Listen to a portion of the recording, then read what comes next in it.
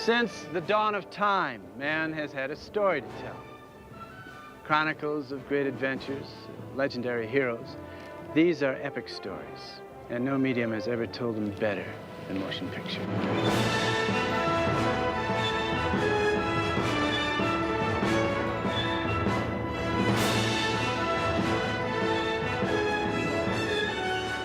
I love a good story, and I love to share a story, you know. It's like when you have a great story, you have a big, big secret. I'm Tom Skerritt. Join us for a look back at some of Hollywood's greatest moments and a look ahead at its newest epic when we go to Santa Fe, New Mexico with Kevin Costner as he brings Wyatt Earp to the screen.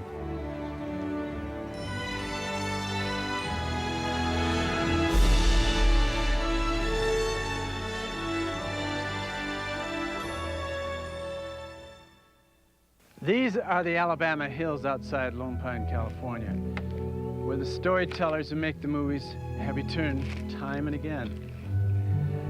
Set in colonial India, war-torn North Africa, or medieval Spain, these are the stories, the sagas, that fire our imaginations. I was 7 years old. I'd gone on a birthday party at the Cinerama Dome. Movies are sometimes about moments you'll never, ever forget in your life. And Spencer Tracy started narrating, and then I saw the first image of Jimmy Stewart in a birch bark canoe, and it marked me. It was like the scent was all over me. I was mesmerized by the long movie, by the epic movie, by storytelling. 25 years later, I had a movie that premiered at the Cinerama Dome, The Untouchables, and I wouldn't go see it there because it could never have lived up to what How the West Was Won meant to me. The Wild West, Paris in the Jazz Age, the Roman Republic. How do you get there? Just dim the lights and roll the movie. In the dark, we meet legends who changed the path of history, who loved to the fullest and battled to the end. Their stories are what Hollywood does best, the epic motion picture. In a speeding chariot, Ben-Hur took us back into ancient history. It made movie history when it took home 11 Oscars, including Best Actor for Charlton Heston. The epic film has to do with historic events, the fall of Rome, the liberation of the Jews, the Crusades. They, of course, have battles and sometimes love stories, and they are important and exciting. The magic touch of director David Lean left an indelible print on the epic motion picture. From Dr. Zhivago to Lawrence of Arabia, Lean traveled the world to create his unforgettable images. There's no big stuff, is there, anymore? And I think the movies are wonderful when they tell a story, and the story contains these great big outsized characters that you feel privileged to have dinner with, as it were. Lindbergh speaking. When an airmail pilot named Charles Lindbergh soloed across the Atlantic, he caught the spirit of a nation, became a hero to the world, and his inspiring story was a natural for the movies.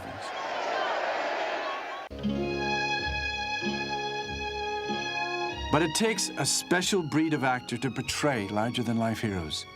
No one personified strength of character like John Wayne, as big and rugged as the frontier he tamed.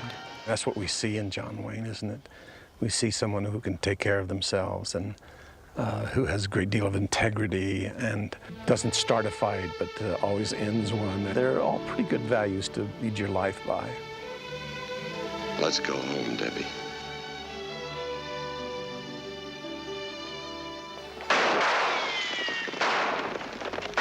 We'll be waiting for you, Marshal, at the OK Corral. Director John Ford understood how important the star was, so in 1946 he chose the rock-solid Henry Fonda to play a man called Wyatt Earp.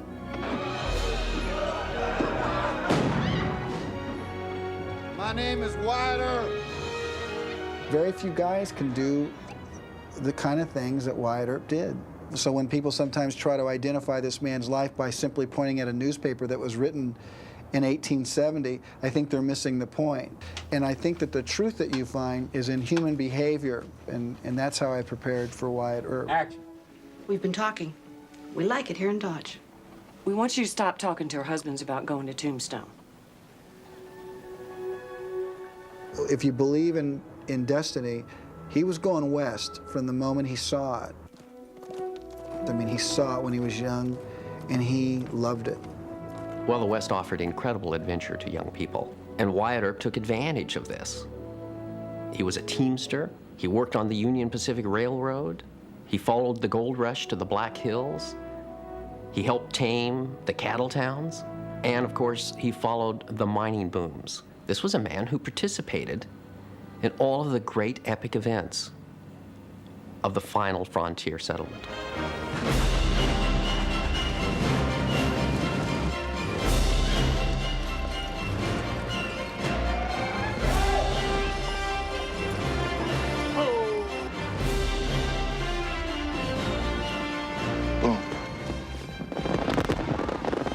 Epic movie, when it's done well, there's nothing better. I love that investment of the movie and of somebody taking their time to tell the story.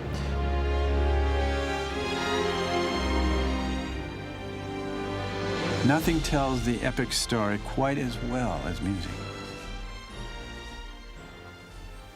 Confidence that I need to hear violin part. It was the biggest orchestra I've ever used, only because the geography of the picture was so huge, and some of the events are these just the most classic, wonderful cinematic events that I think people would feel as they were making this tremendous journey across this wilderness.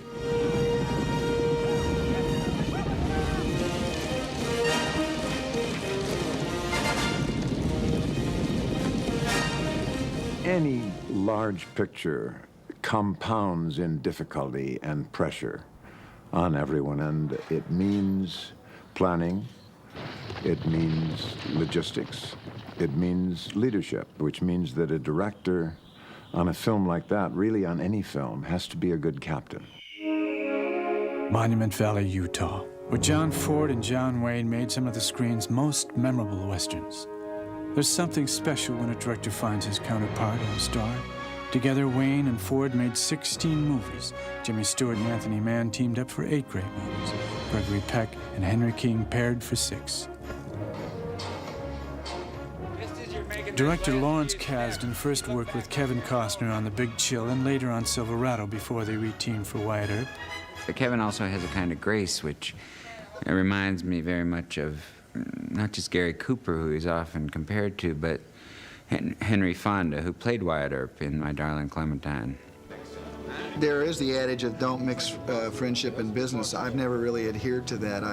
I like my friends around. It's as closest thing to recess as I could find in the real world, except that the days are terribly long and there is work to be done. Just back me right out. Just put your finger right in my nose like it's a gun. Like it's a gun? Yeah. Oh.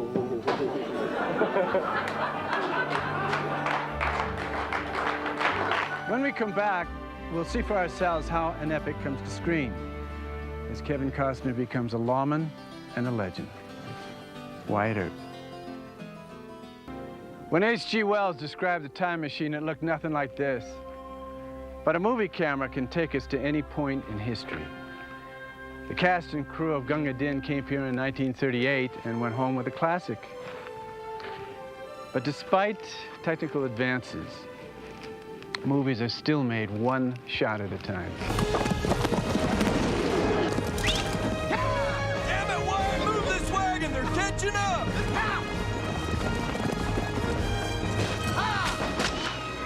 The way we make films, we have a lot of confidence going in on day one. We're ready. We've taken every lesson we've learned in our life, and we're going to apply it to this situation. And so on the first day, there's always great excitement.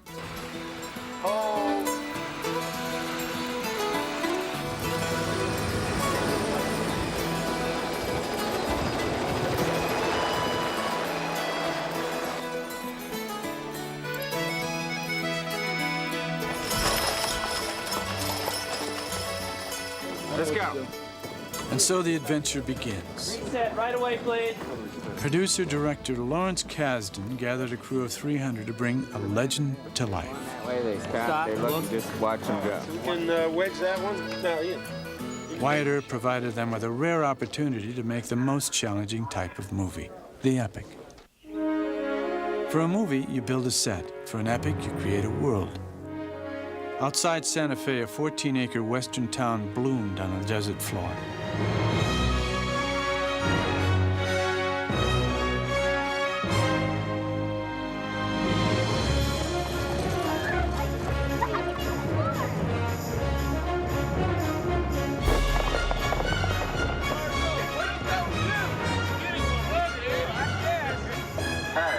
You cut.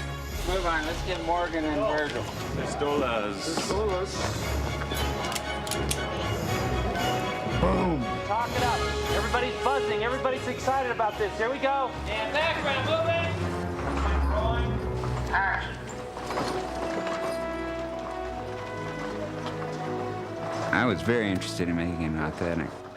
It's a colorful, rich period. If you are true to the period, it's amazing what was going on back there. Authenticity was also the aim of production designer Ida Random. Okay, right in here where the peanuts are. Yeah. She and set decorator Cheryl Karasik created 92 different sets, dressed to the last detail. Absolutely, everything is pulled from research because you have to. And we just want to fill the frame with this stuff. Don't give me any... He wants to see everything. He loves details. He will go on a set and he will open drawers and things. It's a lot of fine-tuning. Yeah, we may want to turn these around. Okay. Yeah, some going this way, some going that way. Authenticity is important to me in every movie I've ever done. You know, there's something at stake. I think when you enter into a world, you owe it to yourself to portray that world as realistically as possible. People who are expanding the country just before the turn of the century, you need to kind of try to portray the life. You gotta see? Not a lot. Okay. The part we'll see is on the ends. Because the edges look really good. This movie's a really big movie. It's the biggest movie I've worked on. I bet we have 20,000 pieces of clothing here, minimum. The first grouping that we did was the covered wagons and the pioneers heading to the west where the story sort of opens up. Here we go, make me believe it! And action! Wanted, Gandy Dancer. Workers with the ability to lay a railroad track were needed for this scene.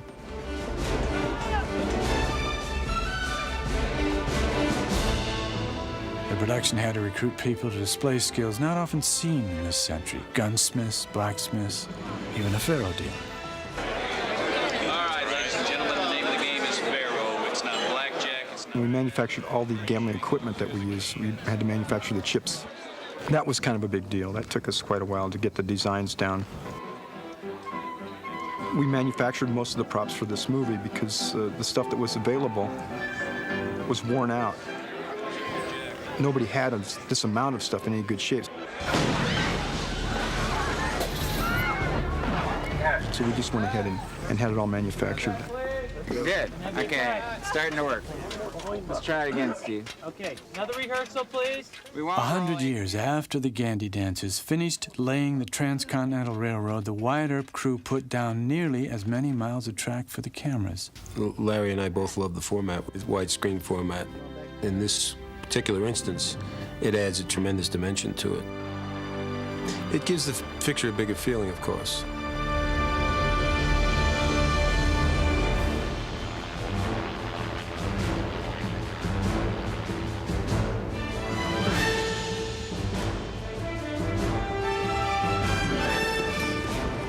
You believe in friendship, Wyatt Earp. The cast of the picture included an impressive array of stars. Dennis Quaid as Doc Holliday, Gene Hackman, Jeff Fahey, Annabeth Gish, Joanne Going, Mark Harmon, Michael Madsen, Catherine O'Hara, Bill Pullman, Isabella Rossellini, Tom Sizemore, Jo Beth Williams, and Mayor Winningham. right, let's move on. Hey, cut. Checking the gate. New deal. Everything faster. A strong reason for me to do this was that I thought Kevin was born to play Wyatt. Kevin, as an actor and as a star, embodies a lot of the straightforward American virtues that we most admire. Bad guy time. Gotta go get him. Well, there were hundreds of other gunfights in the Old West. You just moved out of the OK Corral. But the gunfight at the OK Corral is probably the most classic gunfight ever fought. Let's go. One of the reasons that the gunfight of the OK Corral looms so large in our mythology is that these three brothers and this friend went down to face the enemy. That's what everyone dreams of, a family that will be with you to the death. On a dusty morning in 1993, the clock was turned back to October 26, 1881, the day Wyatt Earp walked into history.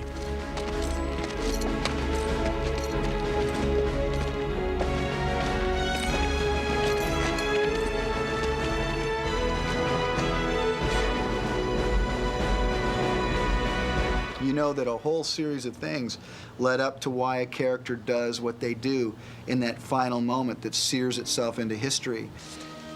I could be happy anywhere with you, Urilla. What I care about is being with you. The grace of the Lord Jesus Christ and the love of God and the communion of the Holy Ghost be with you all.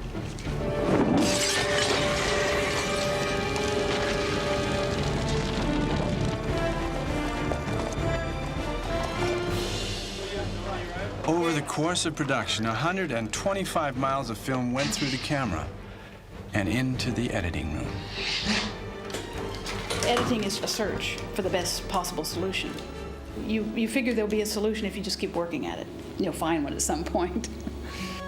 And that's what I do. I get lost in this world of getting the pieces to work. There are many times or glances and moments that were not planned. When Josie arrives and Wyatt recognizes her, Virgil, his brother, realizes that there is this little interplay between Josie and Wyatt is interested. There were several takes of Virgil, but there was only one where Virgil sort of turned on his heel and laughed at his brother as he left. It's a moment that will be very telling. Wyatt.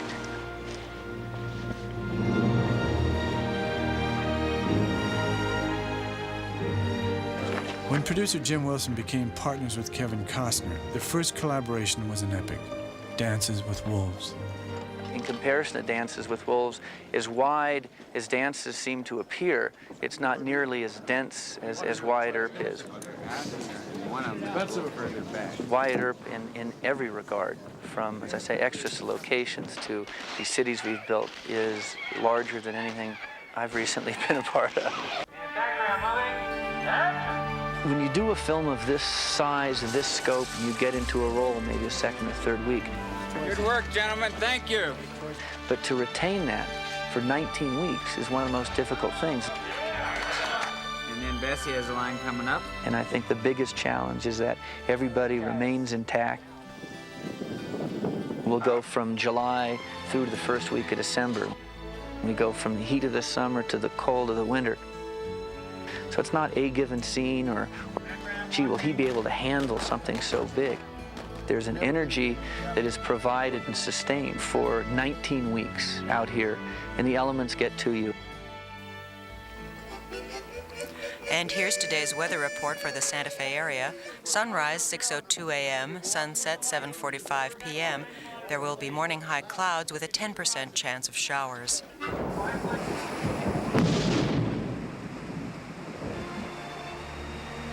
Despite the conditions, the special effects department was expected to summon the elements like the gods.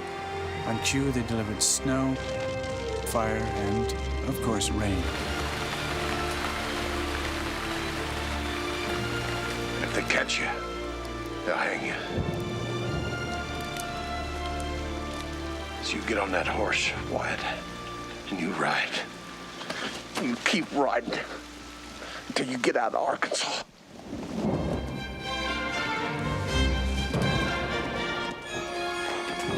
Great action sequences power an epic motion picture. Stunt coordinator Norman Howe kept his team busy with a roster of bone-crushing stunts. From a dangerous high fall he tackled himself to the shooting dismount assigned to Keith Helm.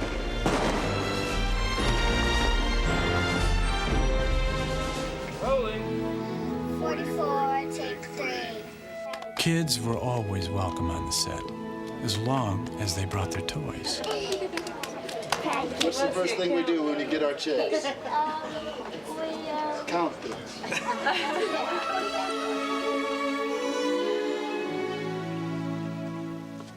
Movies of this proportion have the power to thrill audiences even before they're in the theaters. When Las Vegas, New Mexico stood in for Lamar, Missouri, the whole town turned out to witness an event. I love a good story. You know when you find that exact right present to give someone at Christmas? That's what I feel like with my movies. And so I'm excited about that gift. So I live on that excitement of knowing that we've taken our time and we've done the very best we could for that investment in the dark. Water!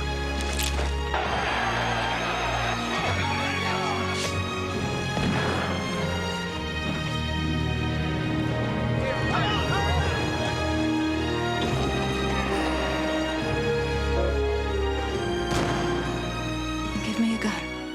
Give me a gun, I'll kill anyone who tries to hurt you. I'm dead anyway. So if you want to go out in a blaze of glory, I'm with you.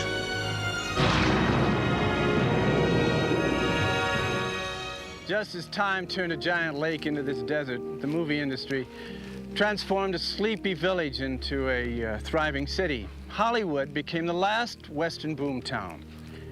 And it's where Wyatt died in 1929. His pallbearers included Tom Mix and William S. Hart, the cowboy stars he inspired. 3 years later, Wyatt Earp was born again on the movie screen, destined to live as a legend.